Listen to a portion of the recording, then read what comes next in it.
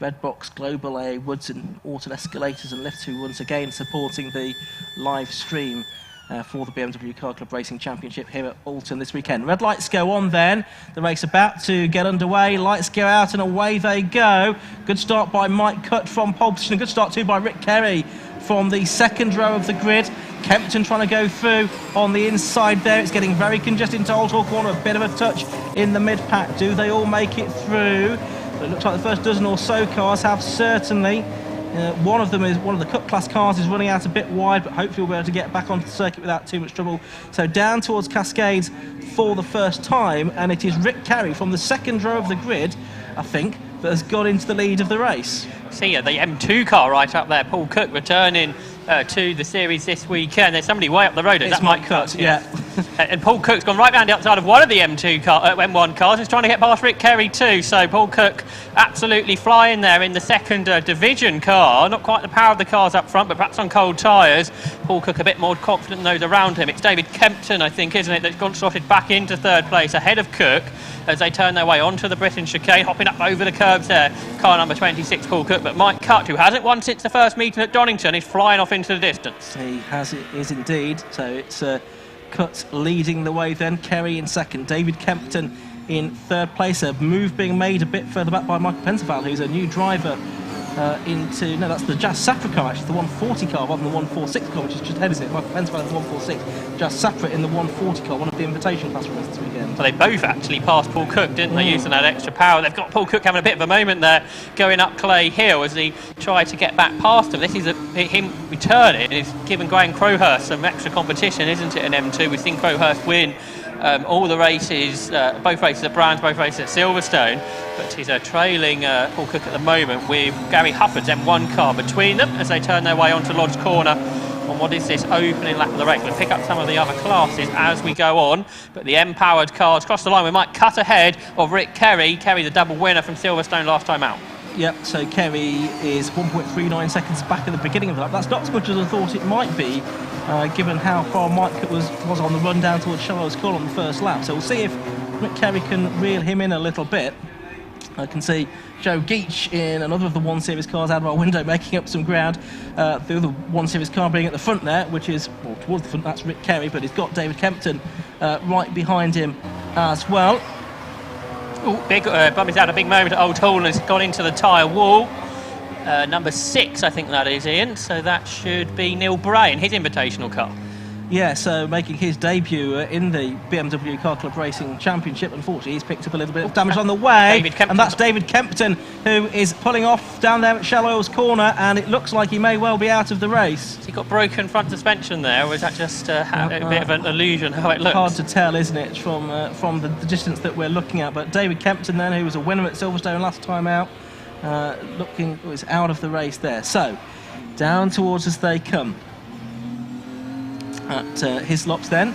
There you can see the 140 car, which is Jazz Safra. There is the 2 car of Rick Kerry chasing after Mike Cutt.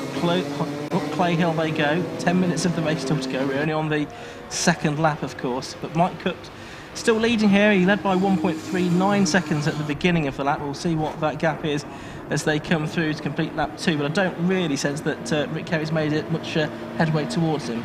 I'd suggest the Invitational car of Michael Pensaval is getting closer to Rick Kerry rather than anything else. So those cars turn their way through Lodge Corner. Just Safra there too, who didn't go so well in qualifying, but he seems to have the race pace on these 2 cars ahead of him. Might cut out front. That gap, which was 1.39 seconds, becomes 1.8, so the gap does indeed go up.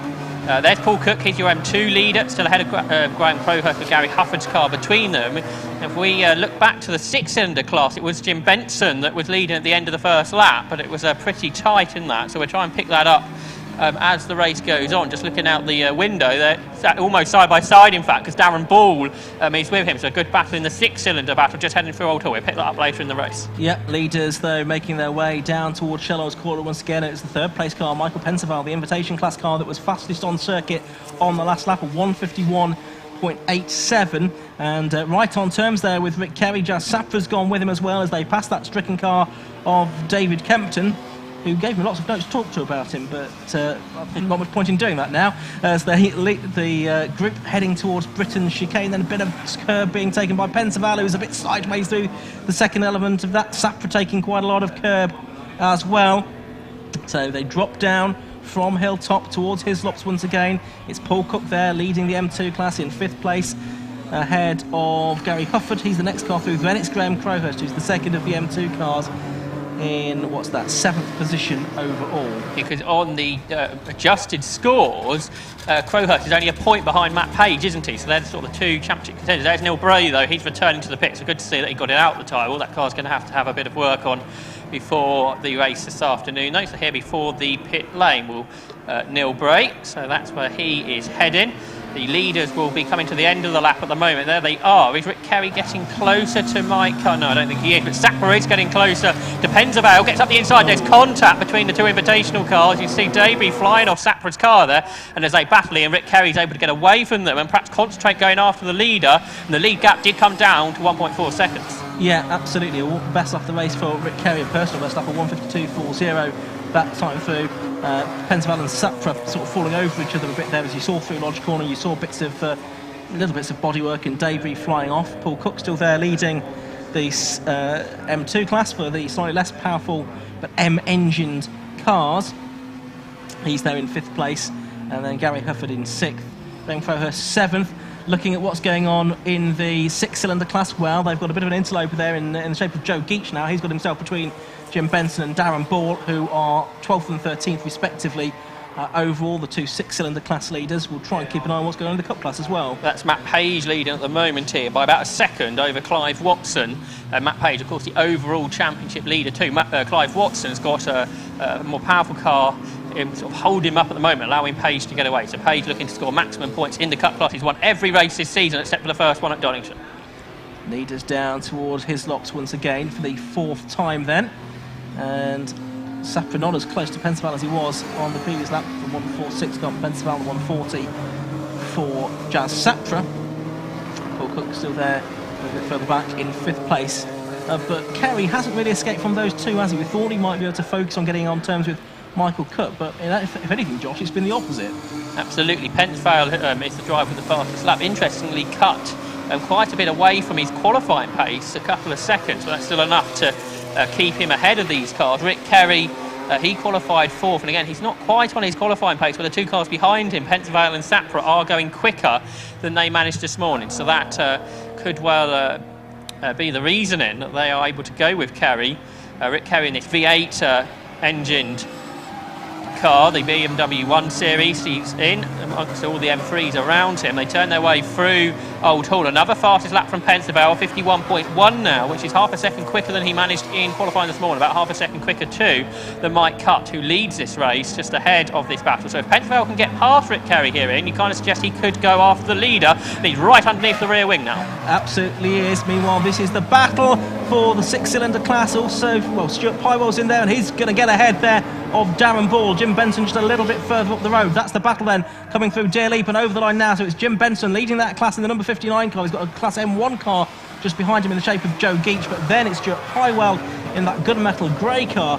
That's second in class, and Darren Ball third in that class. But Jim Benson does have that little bit of breathing space afforded by Joe Geach's more powerful car. Absolutely. Stuart Pywell's move was quite aggressive, wasn't it? Up the inside of Darren Ball, but went through. So Benson and Ball, they're in the 330 challenge cars, aren't they? Whereas Stuart Pywell in the 1 Series, the 2.5 litre car, but Stuart Pywell's back under threat here, just ahead of him. Jim Benson almost, and he's going off. Jim Benson up over the grass there as the M1 car went through, and Darren Ball did get second away from Stuart Pywell, so that was a couple of changes there. Benson being passed by Geach, and a change there for second in class, Darren Ball going ahead of Stuart Pywell. But a good save that by Jim Benson. That could easily have turned into quite a big accident, or maybe if not that, then an incident that lost him the lead of the class, which it hasn't done.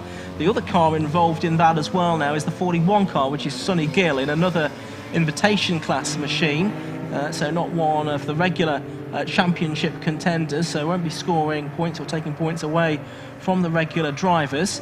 So Jim Benson now with a reduced lead within the 6-cylinder class from Darren Ball and Stuart Pywell as the overall leaders come through to complete another lap, and Jazz Sapra on that lap has dropped back quite a long way can see. So he must have had a moment out of camera shot, and that's dropping him back into contention to Paul Cook. That looks like one of the Cup class cars out of the race. Yes, driver out of that car, pulled to the left-hand side of the circuit at Island Bend, so hopefully just a car issue there. The number hampered behind the catch fencing. Yeah, so it's a drive with a novice cross on the back of it. So we'll try and work out. We think it's Richard Harrison's car that's out, unfortunately. So that's a great shame to see. Neil Bray is in the pit lane as well. So 2 is the 31 car as well. That's been a retirement too.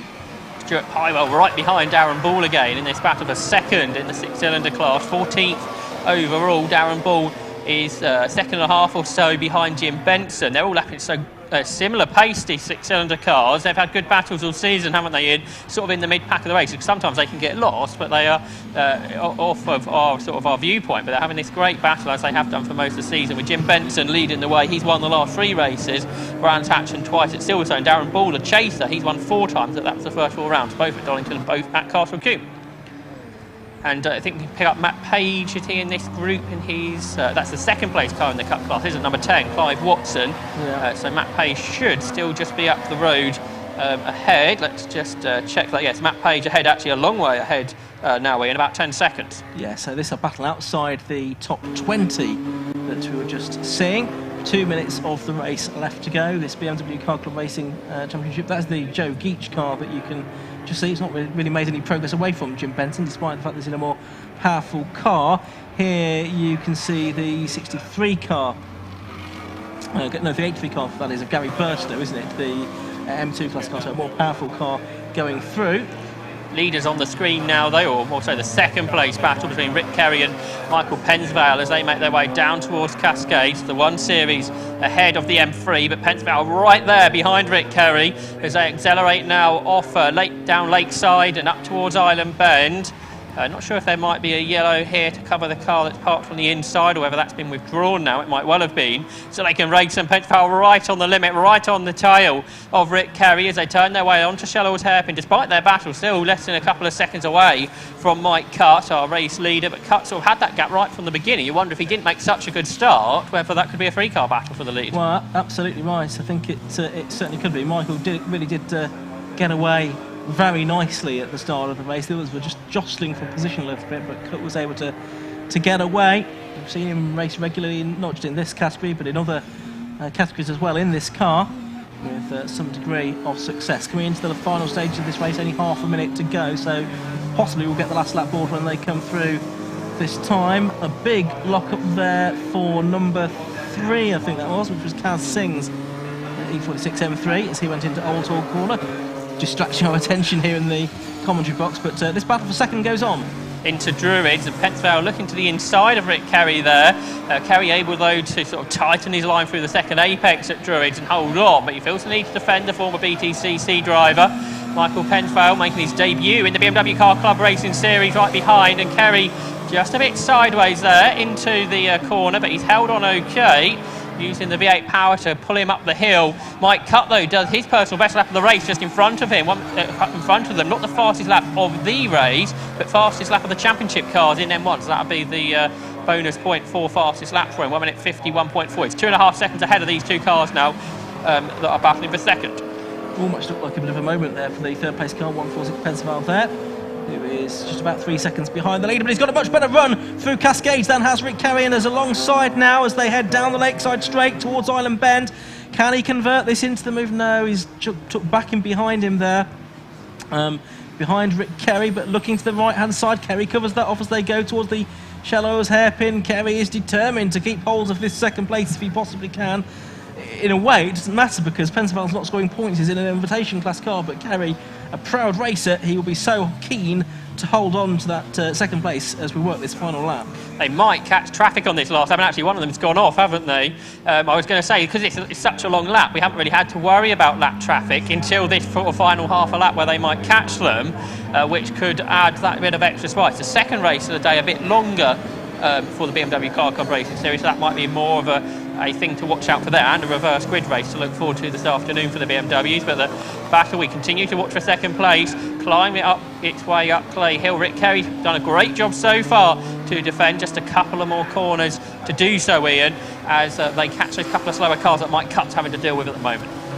Yeah, so they're turning their way through Druids now towards Lodge. Back markers ahead of them. Mike Cutt's already halfway up the straight towards Lodge corner there. He's in the front of shot. He's there, and it looks like Kerry's put a bit of daylight and a back marker now between himself and Pensaval. So it should be Mike Cutt that comes through to take the checkered flag. We saw, I think that was Kaz Singh heading off into the pit lane. Checkered flag goes out. It's Mike Cutt then that wins for the third time this season in the BMW Car Club Racing Championship. Another podium finish for Rick Kerry, and Michael Pensaval takes third place in the 146 car. Then it should be Jazz Sapford, number 140, that comes across the line in fourth position.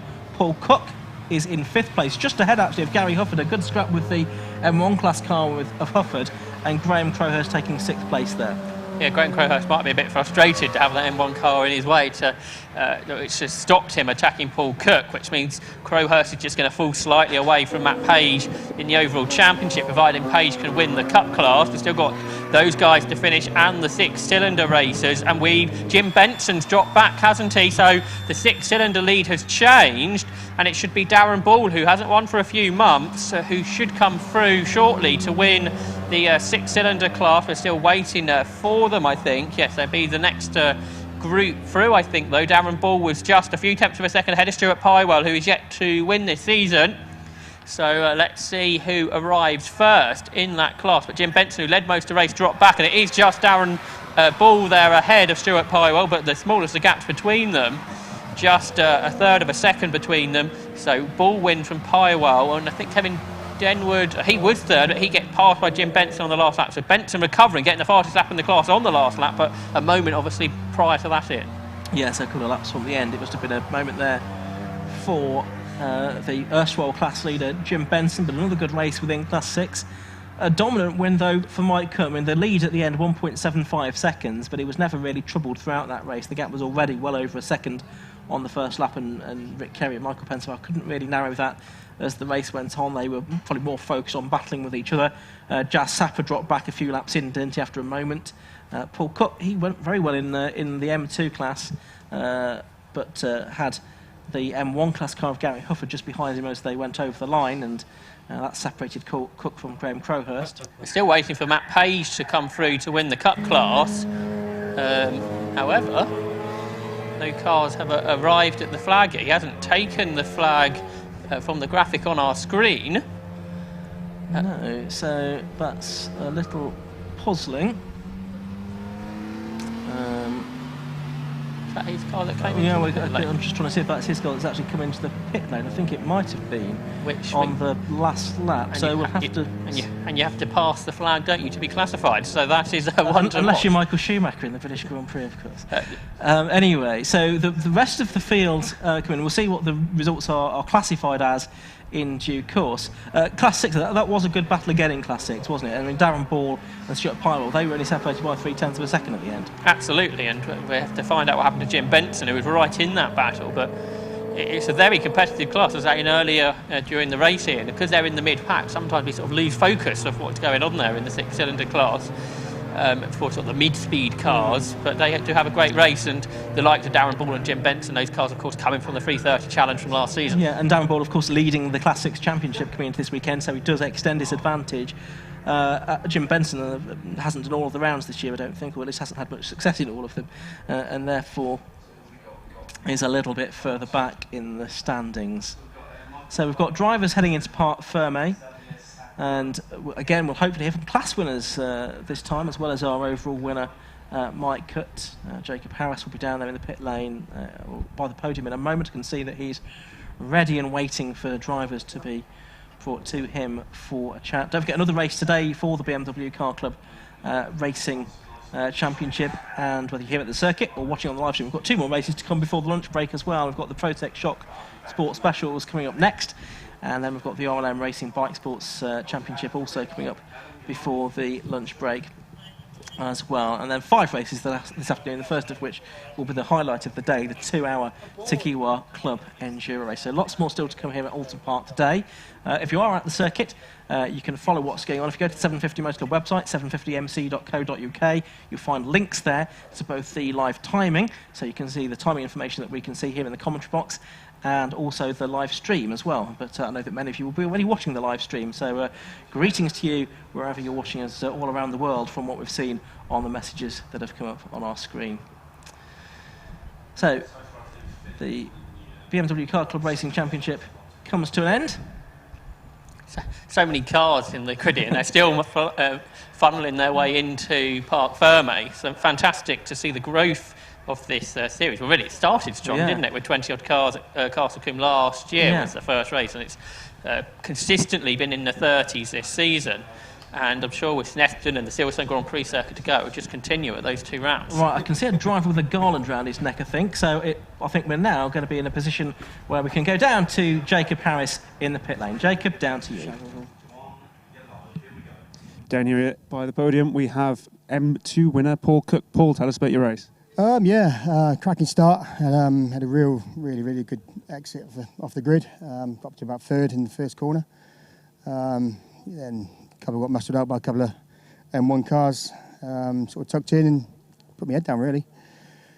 I can see Gary in the mirror for quite a long period of the race, followed by Graham, who's obviously in the same category as me. And I just kept my head down and did the best I could really. Paul, we've had the low-cost race already, but the BMWs are a very different machine. What kind of a challenge does Oulton Park pose to your cars? Oh, good challenges, yeah, very exciting sort of corners. It's not like a normal track where you catch every single apex. It's kind of, you need a bit of practice before you go out on a race day, and we did that yesterday and accomplished what we've done today. Brilliant, thank you very much for talking to us, and all the best for this afternoon's race. Next up, I believe we have Darren Ball, who's the Class 6 winner. Darren, how did you manage that? Yeah, it was tough. It was made a great start, got into first place in Class 6 at the start. A little bit apprehensive going into the first corner, just in case there was some an accident or whatever going on there. The 2 people who I'm competing with today managed to get past me, and then I just kept my head down and tried to push on. Managed to get past second place Stu. Had a moment with Stu a little bit later on. He tagged me in the back, unfortunately, spun me, not fully round, but spun me a bit, got off the circuit, managed to get back on, managed to get past him, and my teammate, unfortunately for him, had a moment which allowed me to get past, take the win. Lots of in-class Dyson then. Can you repeat the win this afternoon? I hope so, yeah, certainly be trying for it. Excellent, thank you very much for talking to us. Good luck this afternoon. Next up, I think we have our overall winner. David's just sending him over to me now. Yes, we've got our winner overall. Congratulations, sir. Thank you very much. Thank you. Yes. I've had a little bit of drought with wins since Donington Park, so this has come with absolutely fantastic. Yeah. Great. I remember interviewing at your Donington Park. It must be something to do with my presence. No, maybe you may know. Yeah, but honestly, it's been thoroughly enjoyed. All up to date, up to press now. Car's running great. Couldn't fault. They kept me honest towards the end. I had to just maintain the gap. Qualifying went well. Yeah, it's been a great weekend with the weather and everything else. What more can you ask for? Well, I've been asking everyone else a little bit about the track. What's your favourite part of Oulton Park? Clay Hill into Druids. Absolutely amazing. So gets your attention massively. So fast. Brilliant part of the circuit. But I like all of it, to be honest. It's my type of circuit, yeah. Glad to hear you're enjoying it so much. Congratulations on your race win, and hopefully see you again this afternoon. Absolutely, thank you very much, thank you.